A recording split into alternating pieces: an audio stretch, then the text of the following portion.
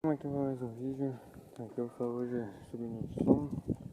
Eu tenho dois painéis, 4 cornetas. Tá faltando 2 Twitter que quebrou.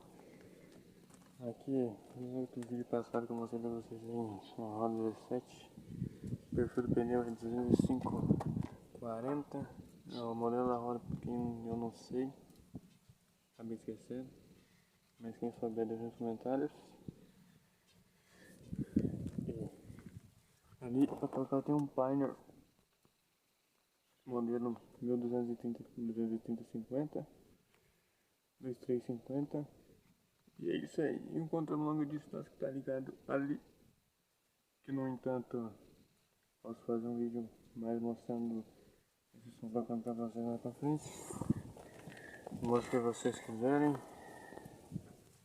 pedirem pra tocar. É isso aí. Esse aqui é um cadete de LS 1.8.